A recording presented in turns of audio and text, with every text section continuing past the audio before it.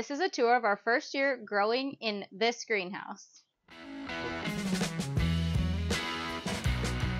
Welcome back if you've seen our stuff before, and if you're tuning in for the first time, you can see us set up this greenhouse and change it up from what it was to what it is now. So this is our first year growing in this greenhouse, and the last time we gave you a glimpse of what was in this greenhouse, it was, I believe, June 25th, and today is July 28th, so this is a little over a month later, and things are looking really great in here. Now, if you are new to our channel is all about, well, growing as much food as we can, and this year we kind of set out on a lot of different growing ventures, and some of them have honestly completely failed. This one, though, has been, I would say, a success so far. So hopefully it keeps going, and that's why we want to give you a tour of this one. In our last couple of videos, we also talked a little bit about some soil problems that we're having, in particular with high pH and boron. We were pretty discouraged because we were finding out about all of the soil problems that we were having in our other gardens. So this, in that last video, was like a nice place to fall back on, that this was a place that we could grow in. And part of the reason this became so successful is because this is our first year in this house, but originally when we bought this house, there were 8 raised beds in here, and we decided to pull those out and grow in ground so that we could maximize the space. As you can see, things are kind of getting tight, and we are pruning to allow us to be able to still walk around in here. But anyways, a big part of the reason why this is a success is because of the fact that we pulled those raised beds out, and we put the potting mix that was in the raised beds into the ground and removed some of the natural native soil. And that's why these plants look as green as they do and look the way that they do. If we wouldn't have done that, we'd probably, I don't know for sure, but probably have the same soil problems we're having elsewhere. And another thing we dealt with this year in our other garden spaces was a very late frost. I think it was June 19th. We had a really hard killing frost for a lot of plants, and this space wasn't attacked by that, so that was really nice. Yeah, we kept the heater on, I think, at night, so. Well, in the morning we turned it on, but it was still just warm enough since it was covered in here and everything. So that really helped, and it was an unpredicted frost. Of course, we'd been watching the weather, and it wasn't supposed to happen. About a month after our normal last frost date. Yep. In this greenhouse, we have cucumbers, tomatoes. We do have some sweet potatoes here. We have some hatch green chilies, we have some watermelons, and some eggplants. I think that's about it, right? Yeah, jalapeno. Oh yeah, 1 jalapeno. While we are on the topic of what we were able to fit in here, I wanted to give some more specific numbers. There are 11 watermelon plants, 13 Big Jim hatch green chilies, 4 eggplants, 25 cucumbers, and 70 tomatoes. Plus there are 5 55-gallon drums cut in half with sweet potatoes in them. This is a lot more volume than I think we would have been able to fit in here if we would have just kept those 8 raised beds that were originally in this space. We'll give you a tour of the greenhouse now. If you have been following our channel, last year we grew sweet potatoes for the first time, and we are in Montana. We are in a northern climate, and we do not have a long growing season, so sweet potatoes is not something that's grown here. A lot of people, they've looked at me and said, that have walked through, they've said, I've never even seen a sweet potato plant. And these are sweet potatoes that we decided to grow this year. Last year we grew them out in the garden, and our potatoes did not get very big. So this year we decided to put them in here in a couple of 55-gallon drums cut in half, and they are doing really well. Hopefully we just get something out of them, some big sweet potatoes, so that then in the future I can make slips out of them and we can grow more sweet potatoes. That is the goal with this right here. We have 3 varieties that we're trying this year, and as you can see, they're doing really well. We did also try sweet potatoes out in our other garden where we're having all the soil problems, and the plants do not look anywhere near this. They are yellow and small, and I was weeding them and accidentally ripped a couple of them out, and it's like they're doing nothing. So hopefully this is a success in here, and hopefully we're able to extend our season with these sweet potatoes, being that they are in this greenhouse. And then another reason that we decided to put them in these large 55-gallon drums cut in half is because harvesting them last year was such a pain. They grew in a very odd way for what we are used to. We grow traditional potatoes, a lot of them, and these grew really strange, the kind that we tried last year. So hopefully harvesting these is a breeze, and we just dump them over, find the sweet potatoes, and then we're off to curing them, which curing them is something you need to do if you grow sweet potatoes. That was new to us as well. Back behind the sweet potatoes, we have Well, I'll just start on this far side over here.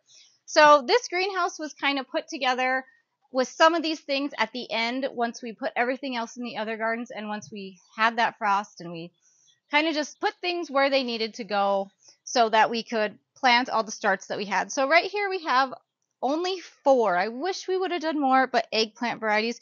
And these are eggplants that are supposed to turn into big globe eggplants, and that's why we decided to put them in here. Behind that, I think we have 1, 2, 3, 4, 5 hatch green chilies. Originally, we were growing a chili field that had 1,016 chili and pepper plants, and that also include like bell peppers and stuff, but it was like 1,000 chili plants, and we had a very devastating time with those. We'll show you them in another video that we'll post soon. They're kind of going and growing, but I don't think they're going to produce. We will see though. Over here we already have flowers going though, so I'll show you some of those right now. So here are some of those flowers growing on our hatch green chilies. Of course, Hatch is just the variety name from Sandia Seed Company, obviously not grown in Hatch, New Mexico, but grown here in Montana. So this row right here, these are all Bite Alpha cucumbers, and these were started a little bit later than other cucumbers that we have planted over on the other side.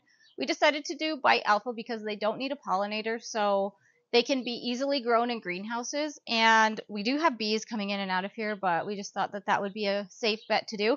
And recently we went out of town.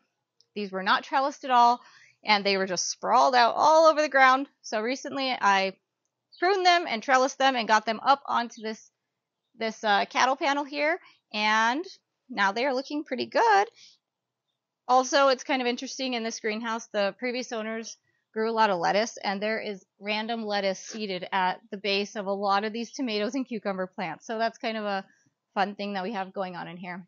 We're going to go to the row right over. This row right over here, we have only one jalapeno plant, Park Swapper jalapeno plant that we put in here because we did put all of our other jalapenos out in that other field that is failing pretty much. And right here we have all of our cherry tomatoes that we decided to put in here. Now, had I known what was going to happen with the soil, I probably would have done this differently. But pretty much how we did it in here is there's 2 varieties of different kinds of cherry tomatoes just because we wanted to try them out growing in this greenhouse. This greenhouse was kind of something that we thought would be, it was like an experiment for us, and this is one of those experiments that we're really glad we did. It really helped us to experience success and get some fruit this year. And you can see down here they're starting to look really gorgeous and really beautiful, and I'm really excited about them. Now I have the garden map in my hand. These are Sparky XSL, stands for extended storage life, and they are really cool, like a striped tomato. So we have 2 of these plants, and then we have these Artisan BB Pink right here. They look super similar. I'm kind of bothered I put them right next to each other, but it'll be a fun comparison to see what the difference is here. And kind of as we go down the road, like I know this is an Artisan mix plant, which, you know, a mix, you don't quite know exactly which one of those you're getting. Then right here is a Ruby Crush, and the list just kind of goes on. We have like some black cherries in here and other ones, but you'll see that they are pruned really heavily to grow in this space. That is something that's completely really new to us. We usually just cage them and let them go, but we have to do that in order for them to grow in here, to cut out some of these suckers. Like this one is a sucker I need to come and cut out in here. It's kind of funny. Every day I come out here and I realize, oh, I need to prune that or trellis that and do that. So it's like an everyday thing to keep up with this style of growing tomatoes, which gives you something to do, but it's always something to do. So these were also kind of a mess when we came back from being out of town, and a lot of pruning was required. Over on this side here, we have some tomatoes that are a little bit more mature. These were double tented in the greenhouse, planted directly with also our other tomato starts next to them under another tent with a heater since about April or March, something like that. And they are still growing and going and doing really well. There's some sun gold and some other mixes my husband put in here, and he didn't quite label them like I would have liked, so I'm not totally sure what they are, but we are getting some nice big red fruit. He says this one is a Siberian right here, and they are just getting really big. Like, we've grown some of these varieties before, a lot of these varieties before, but they are just getting really big with this growing system. of pruning them and them being in this greenhouse. So that's kind of a takeaway from us about this growing method. All right, so down here finishes up our row of cherries. In this one right here behind the cherries, we have like the big tomatoes. A lot of them are heirloom, like Cherokee Purple, Old German. We have like a mortgage lifter in here, or other tomatoes that also kind of just look like heirloom, but they're not technically heirloom tomatoes. And those are grown right here, and you can see there are a lot of green tomatoes. We have harvested an Anise Noir that was big, and we have harvested, look at, we're splitting though. I have to pull that one off. That is an Anise Noir as well. It is ripe, but it is splitting a little bit. So we'll go and enjoy this one. But yeah, they're looking pretty good.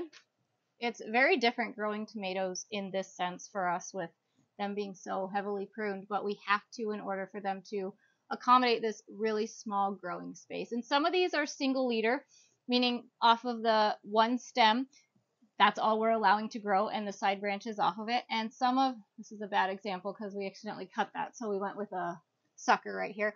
And some of them are double leader, like you'll see this one has a Y. We allowed this sucker to grow, and now it has two heads essentially, or two leads that are going to be making tomatoes off of both of them.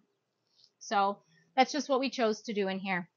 Over on this side, we have more Bite Alpha cucumbers. The whole row is Bite Alpha, and we are definitely getting cucumbers on them. Like here's another one. And this size, maybe a little right around here, honestly, is kind of where we like to pick those. So cucumbers are pretty much a daily chore, and right after this video, I'll probably come back and harvest some cucumbers because it is something we need to do daily once they start coming in, as well as pruning these and just trellising them. So cucumbers are doing really good, Bite Alpha.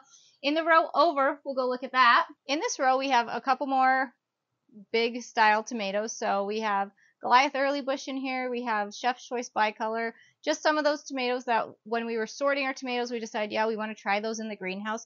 And they're doing pretty well too. I mean, they're getting pretty tall. And if you can see that row over there, you see that? I'll go over there real quick. Okay, so this row over here of tomatoes, these have been in the greenhouse. These were our first ones that we planted, definitely back in March, I'm going to say, because these were planted before the ones that are on the other side. And they were planted, again, tarped with a heater and allowed to just kind of sprawl out on the ground until we could get that extra tarp off of them and trellis them. And we just decided to trellis them to the ceiling. You can see our system isn't the best, but it's working. And then they are trellised along these just strings right here, and they are growing like crazy. They are kind of a mess though, and I should probably get back in here and prune them. And you know what we're probably going to do a little bit later on is cut them back to, we'll find like a sucker that's a lot lower, and then we'll cut it back to the sucker and allow that to be the lead so we get tomatoes longer off of these. But they are doing really well. We know we for sure have sun gold, and this year we have grown probably some of the prettiest and biggest, just like sun gold tomatoes. This one's not that impressive, but before we harvested them, we had a ton when we got back from being out of town, and they just require a lot of pruning and constant pruning, but they are doing really well. You can see though, like this lead is all the way up to the ceiling, and it can't really go much farther. We had another one that was going along the top, and I ended up cutting it off, but that's why the plan is to go with one of these suckers that's way down here. Like there are a bunch of them. I don't know if I can find one right now, but there are a bunch that are way low, like this one. I could go with this one, I guess, maybe. Not sure. I would have to come and look and really hack away and retrellis so we can keep growing them. That's kind of the plan, kind of an experiment. Everything in here is kind of an experiment. And one thing I'm really glad that we decided to do this year while we're on the topic of trellising is these cattle panels over here on T-posts. You can see it's nothing special. It's a wire over the top of the T-post right here and hooked on the bottom of this one right here, and then another wire down low to kind of just secure it. And they're just kind of set up like that. You know, now that I am looking at it, you can see it moving. I probably would have opted for, instead of just one in the middle, 2 T-posts, just because this is going to be really weighted down with fruit. But I'm really glad that we have this set up versus hanging off of the ceiling in our particular greenhouse, because I don't know, it gets windy here, and that's a lot of weight. Some of these plants on this side have fallen down, and I've picked them up, and they're heavy. And when there's so many of them, I would have just kind of worried about that. So I'm really glad we did this. Also, harvesting through this, it's really easy and nice, and these are strong and long lasting, and I think that was just a good choice that we did.